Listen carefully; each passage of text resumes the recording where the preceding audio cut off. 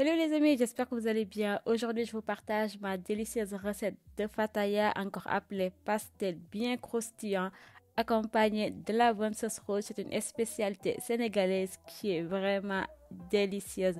C'est parti pour la recette. Pour la préparation, on commence par la pâte. Tu mets 500 g de farine dans ton saladier. Ensuite, tu viens rajouter une cuillère à café de sel, un sachet de levure chimique et ensuite tu mélanges tous les ingrédients secs. Une fois que tu finis de les mélanger, tu vas venir rajouter 275 ml de lait que tu peux remplacer par de l'eau. Ensuite, tu mélanges, puis tu viens rajouter 75 g de beurre fondu. Et maintenant, tu vas mélanger le tout jusqu'à avoir une pâte bien homogène. Tu continues le mélange dans ton bol et une fois que tu obtiens ta boule, tu vas venir finaliser la préparation de pâte sur ton plan de travail. Et ensuite, tu vas la pétrir jusqu'à obtenir une boule et n'hésite pas à mettre de l'huile pour éviter qu'elle ne colle. Et ensuite, tu continues à pétrir la farine jusqu'à obtenir une boule. Une fois que la pâte est prête, tu vas l'emballer dans du film alimentaire et ensuite tu vas la déposer dans le bol et puis tu la laisses au repos pendant minimum 1 heure. Et pendant ce temps, on va faire la farce.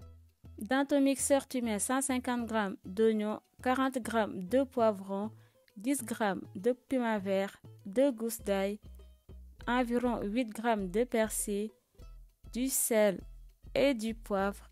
Et ensuite, tu vas mixer le tout. Je te conseille de ne pas trop mixer pour avoir de petits morceaux d'oignon. C'est parti pour la préparation. Tu mets une cuillère à soupe d'huile d'olive dans ta poêle et ensuite tu viens rajouter la mixture. Puis tu mets 40 g de concentré de tomate. Tu mélanges le tout et ensuite tu vas laisser revenir les oignons. Et une fois que les oignons sont bien translucides, tu vas venir rajouter le thon. Et ensuite, tu vas bien mélanger le tout. J'ai mis environ 200 g de thon. Une fois que le thon est bien mélangé avec le reste de la préparation, tu rajoutes 250 ml d'eau et ensuite tu vas venir rajouter 2 feuilles de laurier. Et maintenant, tu mélanges le tout et tu vas laisser cuire à feu moyen jusqu'à ce qu'il n'y ait plus d'eau. Et n'hésite pas à mélanger ta préparation de temps en temps. Une fois qu'il n'y ait plus d'eau dans ta poêle et que ta préparation devient bien consistante, ta farce elle est prête. Et maintenant, on va passer à la préparation de la sauce rouge. Dans ton mixeur, tu mets 150 g d'oignons, ensuite tu rajoutes 25 g de poivrons, tu mets 10 g de piment vert, 2 gousses d'ail, une cuillère à café de paprika, du poivre et du sel. Et pareil, tu vas venir mixer le tout. Comme d'habitude, je te partage tous les ingrédients dans la description. La mixture est prête, tu mets 2 cuillères à soupe d'huile d'olive dans ta casserole et tu rajoutes 50 g de concentré de tomate. Ensuite, tu mets environ une cuillère à soupe de ta mixture. Ensuite, tu mélanges le tout et tu laisses revenir jusqu'à ce que les oignons soient bien translucides. Et ensuite, tu vas venir rajouter tout le reste de la mixture. La première étape, c'était pour avoir une belle couleur rouge. Tu mélanges encore et une fois que les oignons sont bien translucides, tu vas venir rajouter 300 ml d'eau. Et ensuite, tu vas laisser cuire à feu moyen jusqu'à ce que la sauce soit bien concentrée. Tu peux rajouter une cuillère à soupe de vinaigre pour relever le goût, mais c'est facultatif. Maintenant, tu vas laisser cuire pour que la sauce soit bien réduite et ensuite elle sera prête. Pour la sauce, j'ai opté une version sans piment, mais tu peux rajouter du piment si tu préfères. D'ailleurs, elle est habituellement très piquante. Une fois que la sauce elle est prête, on va la mettre de côté et on va passer à l'assemblage de nos fatayas. Tu vas récupérer ta pâte et ensuite tu vas venir prendre le tiers que tu vas venir étaler. Je te conseille vraiment de ne pas étaler le tout en même temps, ça va être très compliqué. Il faut y aller par portion. Sur ton plan de travail fariné, tu vas venir bien l'étaler jusqu'à avoir une pâte bien fine.